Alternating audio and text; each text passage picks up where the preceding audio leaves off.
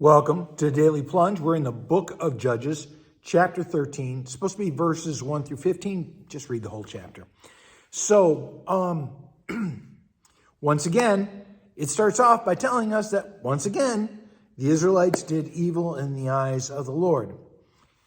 And the Lord is the one who gives them into the hands of their enemies because they didn't ask for God's protection. Now, it's a new group. It's the Philistines.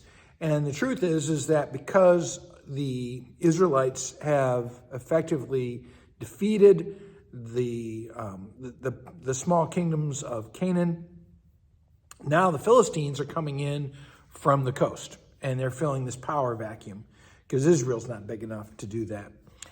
And so the Lord comes to the wife of Manoah. And it's an interesting greeting. The Lord says hello to her and says, "You are barren and childless." I mean, let's just start right off where the problem is, right? Here's the thing to think about. It's exactly where we are at the end of our resources where God is able to do something, right? And the same God that creates out of nothing is able to do that with our lives. That's the promise of God over and over again, where he takes the dead and the lifeless, and resurrects to new life. And so the Lord makes a promise to this barren couple.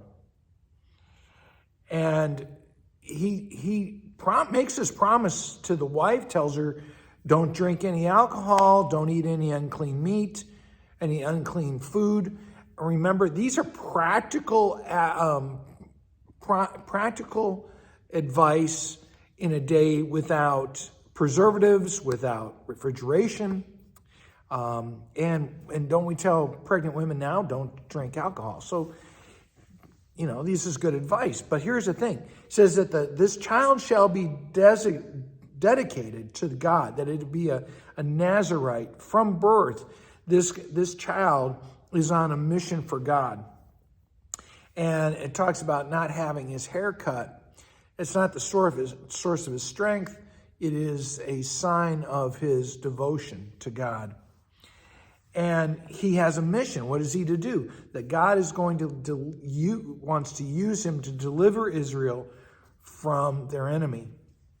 Now, the husband prays that God would send the angel again, and so the Lord does. And while we're told that this is an angel, the couple, they're like, oh my gosh, we've seen the face of God, we're going to die. But then the wife says, here's the theologian, if that was true, we'd already be dead. God wanted to make a promise to us. He spoke a word of promise to us. And they give a thank offering, right? Because they're grateful for God's presence. And that's what our worship is, right? When we come to worship, it's because we're grateful for what God is doing in our lives, that God appears in our lives. Last thing, the last verse of the chapter. And the Spirit of the Lord began to stir in Samson when he was just a baby. And what great news for us is that God doesn't wait until we are ready for him. God's Spirit comes to us when he's ready for us. Well, thanks, friends. Have a blessed day.